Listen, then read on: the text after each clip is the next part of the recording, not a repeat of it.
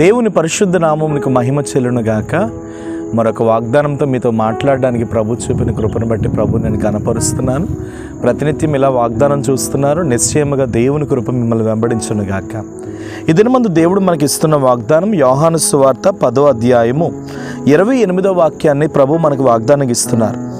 నేను వాటికి నిత్య జీవమునిచ్చుచున్నాను గనుక అవి ఎన్నటికీ నశింపవు, ఎవడనూ వాటిని నా చేతిలో నుండి అపహరింపడు. దేవునికి స్తోత్రం. మీకు ఒక విషయం తెలుసా? మన దేవుడు నిత్య జీవము కలిగిన దేవుడు. దేవునికి స్తోత్రం. నిత్య జీవం.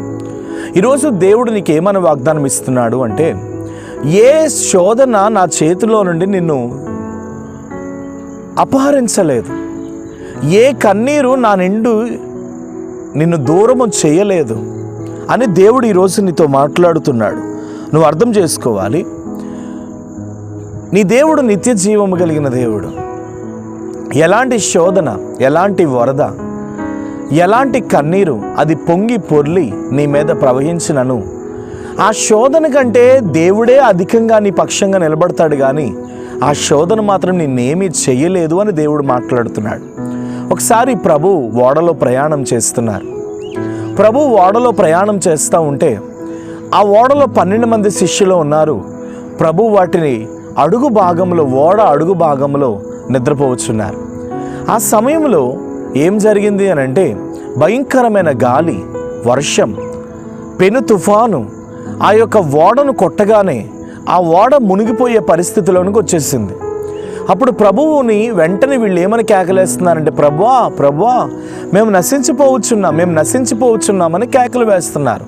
వెంటనే ప్రభు ఆ స్థితిలో నుండి, ఆయన నిద్రపోతున్న స్థితిలో నుండి ఆయన బయటికి వచ్చి గాలిని, ఆ సముద్రమును గద్దించగానే అది నిమ్మలమైనట్లుగా దేవుని వాక్యం సెలవిస్తుంది. ఈ రోజున మీరు గుర్తుపెట్టుకోండి, ఆ శోధన, ఆ గాలి, ఆ వర్షము ఆ శిష్యులను అపహరించాలనుకుంది, ఆ శిష్యులను నాశనం చేయాలనుకుంది. కానీ ప్రభు నిత్య జీవము గలవాడు కాబట్టి ఆ స్థలంలోకి ఎప్పుడైతే ఆయన వచ్చి ఉన్నారో, వెనువెంటనే ఆ శ్రమ, ఆ యొక్క వరద, ఆ వేదన అలా నిమ్మలమైపోయినట్లుగా దేవుని సన్నిధిలో మనం గమనిస్తున్నాం. ఈరోజు ప్రభు నీతో ఏమని మాట్లాడుతున్నారంటే, నీ జీవితంలో ఎలాంటి శోధన వస్తున్నా, నీ జీవితంలో ఎలాంటి కన్నీరు వస్తున్నా, నీ జీవితంలో ఎలాంటి బాధ వస్తున్నా, ప్రభువు నుండి అది ఏది కూడా నిన్ను దూరం చేయలేదు. ప్రభు చేతిలో నుండి అది ఏది కూడా నిన్ను అపహరించలేదు. ప్రభు చేతిలో నుండి అది ఏది కూడా నిన్ను అపాయంలోకి తీసుకొని వెళ్ళలేదు అని ప్రభు నీతో మాట్లాడుతున్నాడు. ధైర్యం తెచ్చుకో, నీ పక్షంగా ఆయన ఉన్నారు.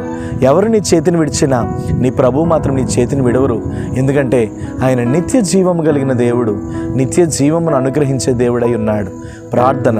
ప్రేమ నమ్మకం కలిగిన తండ్రి, ఈరోజు ప్రభువా ఎన్ని వరదలు వచ్చినా, ఎన్ని శోధనలు వచ్చినా, ఎన్ని అవమానాలు వచ్చినా తట్టుకునే ధైర్యం నీ పిల్లలకు యేసు నామంలో కలుగునుగాక. ధైర్యం కలిగి వారు ఆ శోధనను జయించే కృపనివ్వండి. ఎంతోమంది మానసికంగా కుటుంబంలో శోధనల మధ్యలో, వేదనల మధ్యలో నలిగిపోతూ, కూరికిపోతూ, వేసారిపోతూ, భయంకరంగా ఏడుస్తూ ఉన్నారు. యేసు నామంలో వారి ప్రతి శోధన విడుదల కలుగునుగా కానీ ప్రార్థిస్తున్నారు. మీరు వారిని దీవించండి, ఆశీర్వదించండి. వారి పక్షంగా అనేక అద్భుతాలు మీరు జరిగించమని ప్రార్థన చేస్తూ మీరే నింపి బలపరచమని యేసు నామం నీ ప్రార్థన అడుగుచున్నాను తండ్రి. ఆమేన్. కాబట్టి నీ దేవుడు నిత్య జీవం కలిగిన దేవుడు. ఎలాంటి శోధనలో నుండి అయినా నిన్ను విడిపించడానికి సమర్థుడు. ధైర్యం తెచ్చుకో, ప్రభు నీ పక్షంగా ఉన్నారు. God bless you. Praise lord.